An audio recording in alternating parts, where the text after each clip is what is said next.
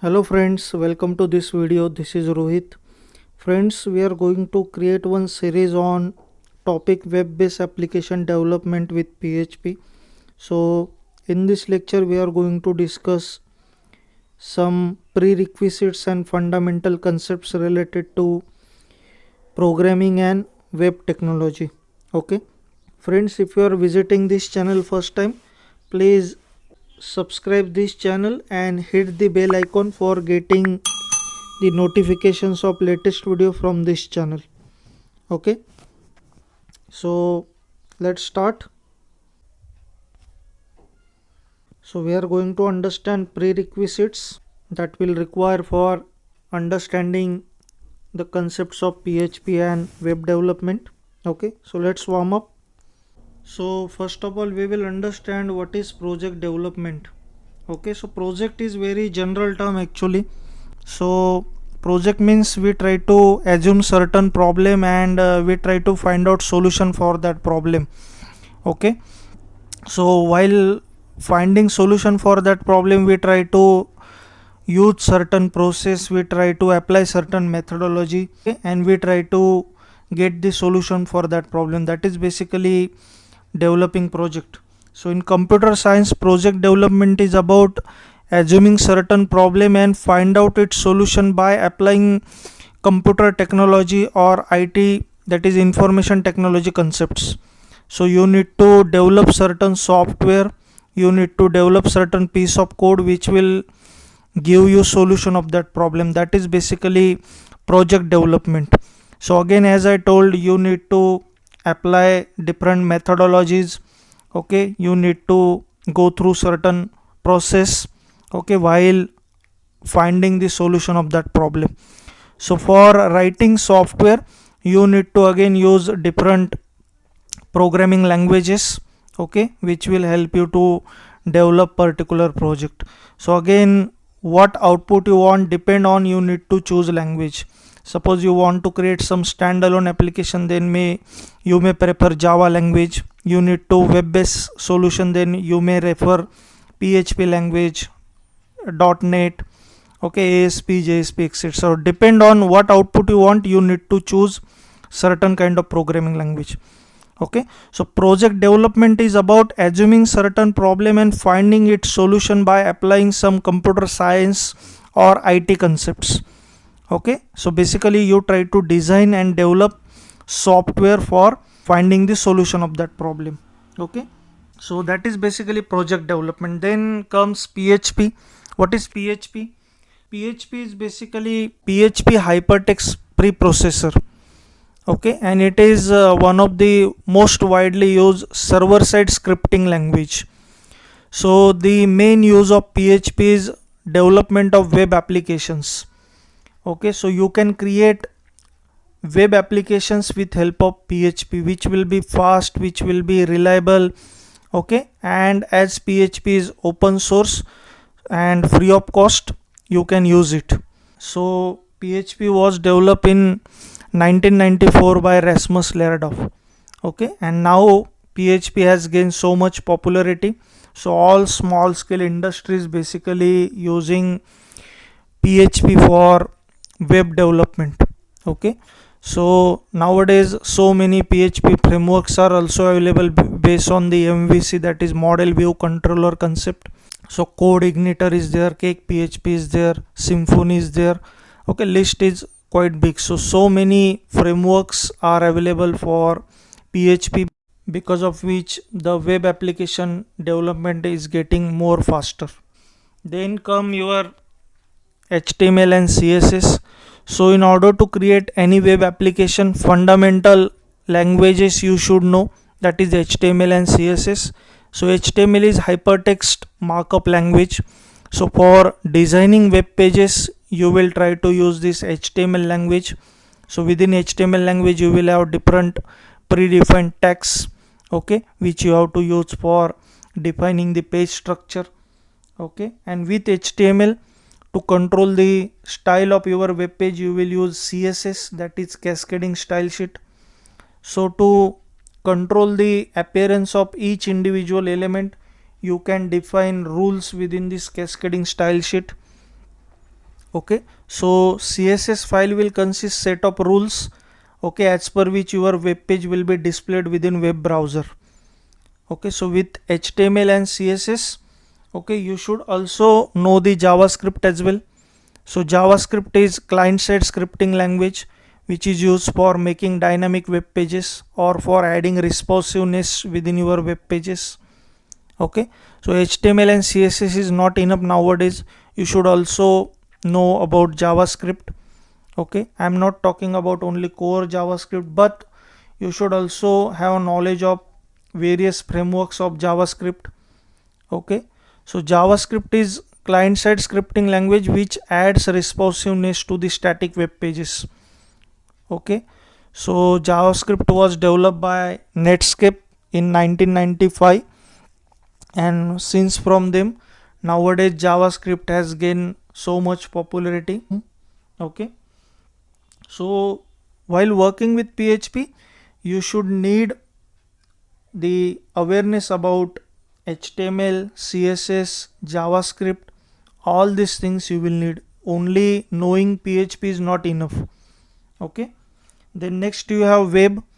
So web is basically, you can say, collection of websites, okay, which are hosted on web servers and which will be globally accessible. So these web servers are basically accessible through the internet globally. So you can just put the any website address and it will be available for access. So you will connect yourself to the web server through the internet. Okay, that is basically web. Okay, so next concept you have server. So basically server is having two aspects, physical and logical. So physical server means you will have a particular proper machine, dedicated machine for performing certain task. Okay, so server is basically powerful machine which will make available certain kind of services to the user on his request, or it may be some logical entity, like it may be a process which is executing on computer. Okay, so like if you are installing Apache on your machine, so it will be running as a process ultimately. Okay, so server having two aspects, physical and logical. Okay, so in our case, for executing PHP code, we will need Apache server, so we will install it as a process, because in operating system everything is a process ultimately. Okay, so server is basically, you can say, a powerful machine which will provide you certain services on request. Okay, so there may be different kinds of servers, depend on what kind of service it is providing. So in our case, we will need web server. So web server will basically host our web applications, websites. So on request, it will provide you the requested website or requested web page or requested resource, you can say. Okay, so that is basically a server. Then next you have World Wide Web, or you can simply refer it as a web. Okay, collection of websites, you can say, which are hosted on different web servers and which are globally accessible on internet or through internet, you can say. Okay, so next you have HTTP. So this www is basically operate on protocol called HTTP, hypertext transfer protocol. Now how your client will communicate with the server? Okay, with what rule it will transfer data? So all that rules are basically defined by this HTTP protocol, hypertext transfer protocol. Okay, so whenever you want to communicate with the server, the HTTP comes in picture and it defines a rule how your data will be transferred from client to server and how from server to client. Request response scenario is basically controlled by this HTTP protocol.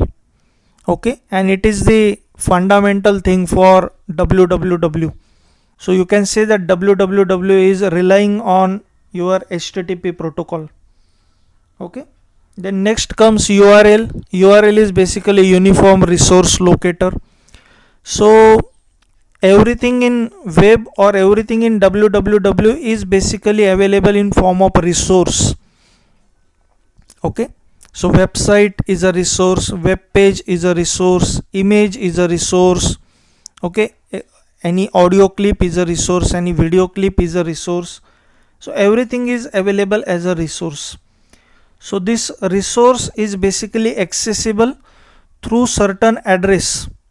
As it is stored somewhere on web server, it has certain address, okay, by which it is accessible, and that address is nothing but your URL, uniform resource locator.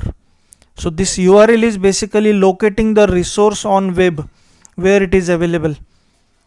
Okay, so whenever you put www.google.com, so you are trying to actually accessing the Google's web page, which may be hosted on some Google server. Okay, so web page is a resource which you are trying to access here. Okay, so that is basically URL, uniform resource locator. So whenever you will create any web application, so that web application will be hosted on some web server. So to access that web server, okay, and the application which is hosted on that web server, you will need URL, that is uniform resource locator. Okay, so basically it is address which tells us where that resource is located. Then next comes website. So website is basically collection of web pages which are globally accessible and which are hosted on some web server. Okay, so website may be static website or dynamic website. So the website which contains static web pages is a static website, and the website which contains dynamic web pages will be a dynamic website. Okay, so static websites are basically history related website, you can say, where whatever information you will put within web page, it will remain same, it will not going to change anyhow. That is what the static web page. So static website consists static web pages, and in case of dynamic websites, the web pages will be dynamic, their content will be decided on the fly, okay, upon user request. So their contents are not fixed, it will depend on the user section. So your YouTube, Facebook, okay, all these websites comes under the category of dynamic website, because depend on your response the contents are shown to you. So like on YouTube, for example, the videos are shown to you based on your query, whatever query you are entering there, based on that the videos are shown to you. Okay, or on Google web page, whatever query you are entering within Google's input box, depend on it is showing you result. Okay, so all these things are constructed dynamically, results are generated dynamically on the fly, depend user section. So such kind of websites are called dynamic websites, which will consist dynamic web pages. So the main difference is what between static and dynamic. So static web pages contents are not getting updated, whereas dynamic web pages contents are getting updated. Okay, depend on user section. Then next comes the web page concept. So your website consists web page. So web page actually consists the information that you want to share, that you want to show. So a single website may consist different web pages.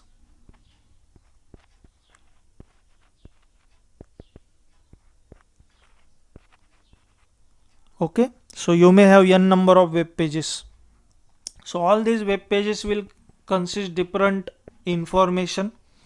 Okay, and these web pages will be linked with each other through the hypertext. Okay, so all these web pages will be interlinked with each other, so you can jump from one page to another using that hypertext or using hyperlink. Okay, so web pages will consist multimedia elements, images may be there, video may be there, text may be there. Okay, depend on what information you want to represent. Okay, that are basically web pages. Then you have web server. So already I told you, web server is a machine which is used for hosting our web applications. Nowadays there are different web hosting service providers are there. GoDaddy is there, Hostinger is there. So we can use their services for hosting our web applications, okay, which will provide us powerful machine for hosting our web applications. Okay, so web server is a machine, you can say powerful machine, which will have capability to store our web application. Now next is web browser. So web browser is application software which is used for connecting ourselves to the internet. So we can access any resource from server with help of web browser. So example is Google Chrome, Internet Explorer, Safari, Mozilla. All these are examples of web browser. Then next is interpretation versus compilation. So programming languages are basically using interpretation concept or compilation concept. Why? Because whatever programming languages we know, C, C++, Java, PHP, okay, all these are high level languages. So computer cannot understand these high level languages. Computer understand only low level language, that is 0 and 1 binary language. Okay, so we need to convert our code from high level to low level. So for converting our code we need either compilation process or either interpretation process. So some languages are based on interpretation concept, some languages are based on compilation concept. So C language, C++ language, Java language, all these are examples of compilation based languages. So where we use compiler for converting high level code to low level code, whereas we have JavaScript, VBScript, PHP. So these languages are interpretation based languages, okay, where we will use interpretation for converting high level code to low level code. Okay, so compilation basically convert code from high to low block by block basis, whereas interpretation converts code on line by line basis. Okay, so PHP is interpretation based language. Remember, PHP is interpretation based language. So for example, if you have 10 lines of code within PHP, so it will be executed on line by line basis. So first line will be executed, second line will be executed, third line, fourth line, fifth line, likewise. If you have error on fifth line, then it will stop interpretation at fifth line. It will not execute next line code. It will stop there, and until you don't resolve that error, it will not execute next code. Okay, this is how the interpretation works, line by line basis. Okay, so next concept comes client side programming and server side programming. So client side programming basically do not need any server for their execution. So whatever code you will write, your client will be able to execute it. Okay, you don't need any communication with a server. So for example, your JavaScript is there, VBScript is there. So all these are comes under the client side programming. So your browser or your client will be able to execute it. The programming which you will do with such languages will be called as a client side programming. And on other hand, you have server side programming. So in server side programming, you need the server for their execution. Without server, their execution is not possible, because your client is not able to understand the server side code.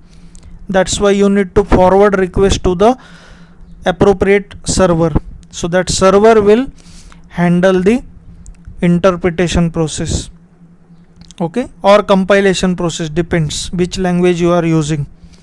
So when you do programming with such kind of languages, it is called server side programming. So you will have PHP, you will have ASP, JSP, ASP.NET. All these languages comes under the server side programming. Why? Because they need server for their interpretation or compilation. Okay, your client don't know how to interpret or compile it.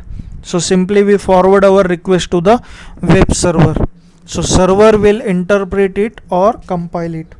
Okay, so PHP is example of server side programming language. So you can see in this diagram, so how your web technologies are categorized. So web technologies are divided in two major types: client side and server side. So in client side, for example, you will have HTML, JavaScript, VBScript. Okay, and in server side you may have PHP, ASP, JSP, .NET. Okay, so client side do not require the interaction with server, whereas server side needs interaction with a server for their execution. Okay, that is the main difference between client side and server side. Okay, then next concept we have loosely type and strongly type. So some languages are loosely type, whereas some languages are strongly type. So what do you mean by loosely type and what do you mean by strongly type? So basically strongly type languages enforces us to declare the data type, okay, while creating a variable. So for example, in C language, whenever you want to create variable, you need to specify its data type, like int a. So here int is a data type.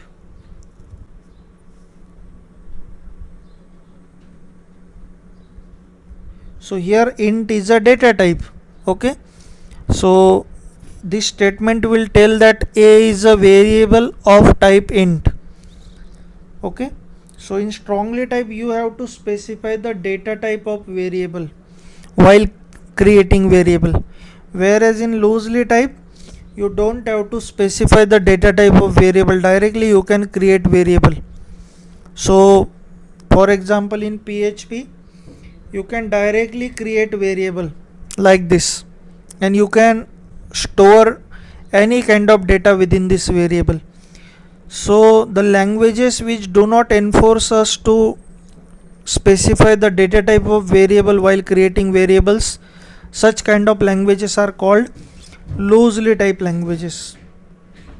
Okay, so loosely type, where there is no restrictions of specifying data type while creating variable, whereas in strongly type we must have to specify the data type of variable while creating variables. Okay, so C, C++, Java, all these are strongly type languages. PHP, JavaScript, VBScript, all these are loosely type languages. Okay, then next come why we need web browser or client. Okay, so basically you want to communicate with a server, but you don't know the language of server. Okay, so you need the intermediator between you and server, and that intermediator is your browser, or you can say client. So client know how to communicate with the server. Okay, how to send request to the server for particular resource, how to receive response from a server for particular resource. So client know all these things. So client will communicate to the server on behalf of you actually. Okay, so that's why basically you need web browser or client for communicating with the server. Okay, so client is basically intermediator between you and server. Okay, so client know how to interact with the server, that's why you will need to use web browser or client, okay, for establishing communication with a web server. Okay, then next comes application types. So there are two types of applications: standalone applications and web based applications. So standalone applications are basically resides in a single machine, single computer. They do not generally interact with the internet or network. So such kind of applications are called standalone applications. Whereas on other hand you have web based applications. So web based applications are basically resides over the web. Okay, they need internet for accessing and they try to communicate with different computers through the network. Okay, so such kind of applications are called web based applications. So PHP language is basically used for development of web applications, okay, which will resides on web and which will be accessible through the internet. Okay, so for example, facebook.com, google.com, youtube.com, all these are web based applications.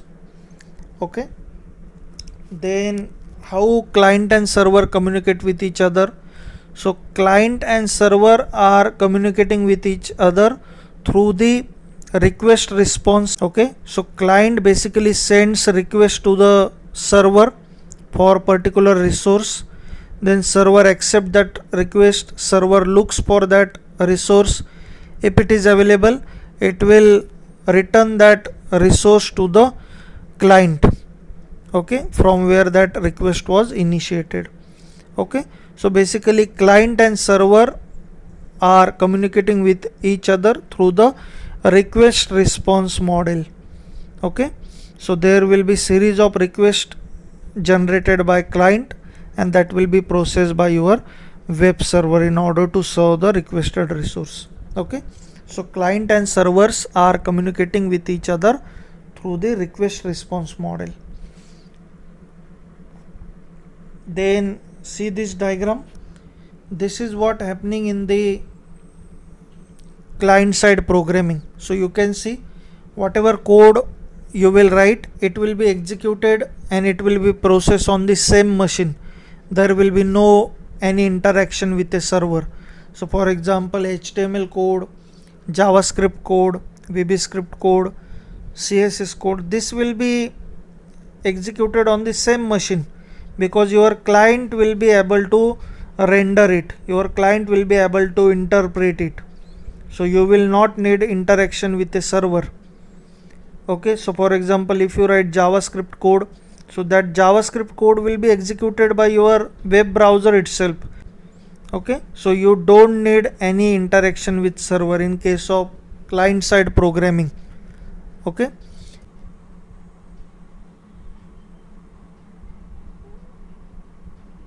okay, so in server side programming, your client will not able to interpret your server side code. So what we have to do, we have to forward request to the appropriate web server, and then that server will consist the interpreter or compiler, and then that compiler or interpreter will interpret our code. Now in case of server side programming, exactly opposite to the client, we need interaction with a server. Why? Because our client will not able to understand our server side code. Okay, so for example, if we write any PHP code, so our PHP code will not be understood by our client or our web browser. So we forward request to certain web server. Okay, for example, Apache.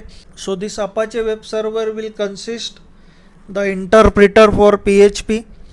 Okay, so this interpreter will interpret our PHP code and it will return result in normal HTML.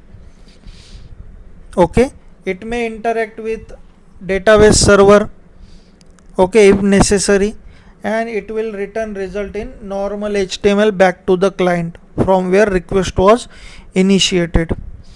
Okay, so this is how actually the scenario happens in case of server side programming.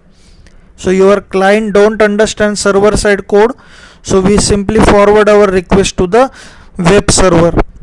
So web server will be able to process our PHP code, okay, and it will return result back to the client. Okay, so this is how server side programming scenario is there. So understand the main difference here.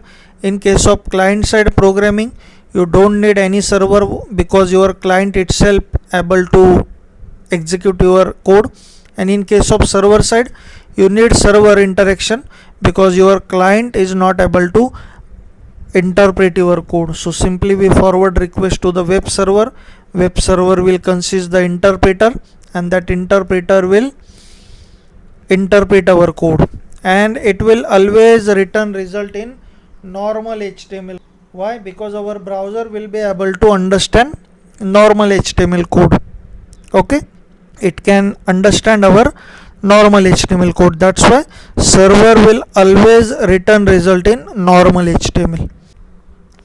So next to that, we are going to discuss the first chapter, expressions and control statements within PHP. So we will try to discuss this in the next video. Okay friends, if you find this video useful, please like and share this video. I will see you in next video. Thank you for watching.